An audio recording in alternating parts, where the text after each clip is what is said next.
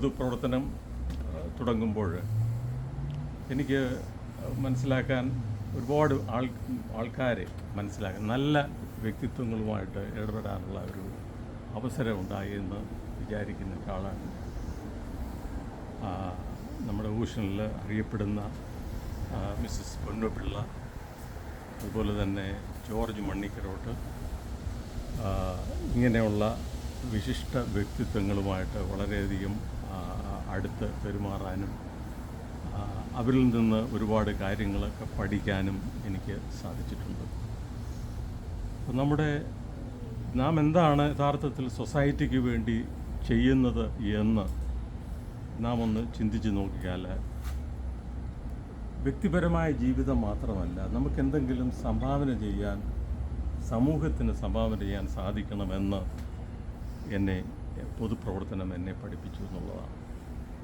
അതുകൊണ്ട് കഴിവതും മറ്റുള്ള കാര്യങ്ങളെക്കുറിച്ചുള്ള ചിന്ത എപ്പോഴും എന്നിൽ ഇങ്ങനെ അത് ഒരു ഉൾപ്രേരണ പോലെ വന്നുകൊണ്ടിരിക്കും. അതുകൊണ്ട് ഞാൻ ചിന്തിക്കുന്നത് തന്നെ എല്ലാവരും ഒരുപക്ഷെ ചിന്തിക്കുന്ന രീതിയിൽ ആയിരിക്കണമെന്ന് പോലും നിർബന്ധമില്ല. എൻ്റെ ഒരു പുതിയ കാഴ്ചപ്പാട്, പുതിയ ചിന്താ രീതിയൊക്കെ കൊണ്ടുവരാനും അത് മറ്റുള്ളവരോട് പറയാനും ഒക്കെയുള്ള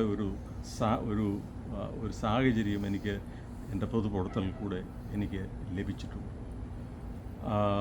മലയാളി അസോസിയേഷൻ്റെ ഒരുപാട് കമ്മിറ്റികളിൽ ഞാൻ പ്രവർത്തിച്ചിട്ടുണ്ട്. ചെയ്യാവുന്നതുപോലെ എൻ്റെ കഴിവിനനുസരിച്ചുള്ള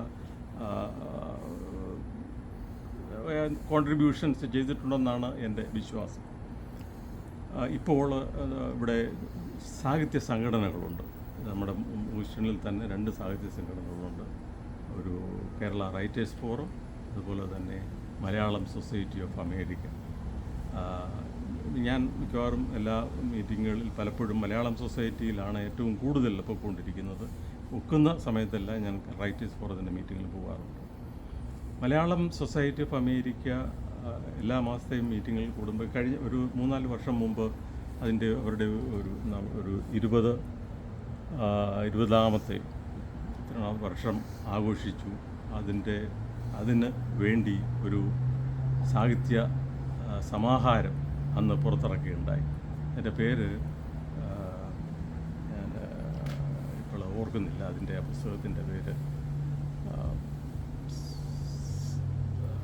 എനിവേ, ആ പുസ്തകം 10-16 പേരുടെ സാഹിത്യ രചനകൾ കോർത്തിണക്കിയുള്ള ഒരു പുസ്തകമായിരുന്നു. അതിൻ്റെ എഡിറ്ററായിട്ട് പ്രവർത്തിക്കാൻ എനിക്ക് അവസരം ലഭിച്ചിട്ടുണ്ട്. അതുപോലെ തന്നെ നേരത്തെ ഇവിടെ ഉണ്ടായിരുന്ന ഒരു മലയാളി പത്രം ഉണ്ടായിരുന്നു, അതിൻ്റെ ന്യൂസ് എഡിറ്ററായിട്ട് ഞാൻ ജോലി ചെയ്തിട്ടുണ്ട്. അങ്ങനെ ഒക്കുന്നിടത്തോളം പൊതുപരിപാടികളിൽ ഇടപെടാനും പ്രവർത്തിക്കാനും എനിക്ക് സാധിച്ചു.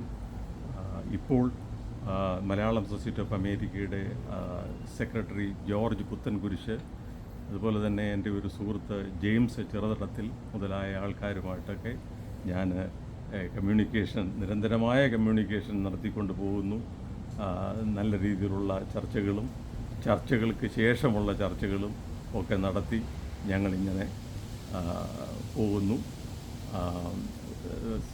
തീർച്ചയായിട്ടും ഒരുപാട് കവിതകൾ ഞാൻ എഴുതിയിട്ടുണ്ടെന്ന് ഞാൻ നേരത്തെ പറഞ്ഞല്ലോ.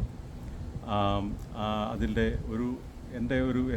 എൻ്റെ കവിതയുടെ പ്രത്യേകത എന്ന് പറയുന്നത് സാധാരണ കവിതകൾ പോലെ ആയിരിക്കണമെന്നില്ല. മനുഷ്യരെ ഒന്ന് ചിന്തിപ്പിക്കാൻ വേണ്ടിയുള്ള എന്തെങ്കിലും ഒരു കനൽ, ഒരു ചെറിയ തീനാളം ഇട്ടുകൊടുക്കണമെന്നുള്ള ഒരു ആഗ്രഹമുള്ളത് കൊണ്ടാണ് ഞാൻ എഴുതുന്നത് തന്നെ. ഉദാഹരണത്തിന്,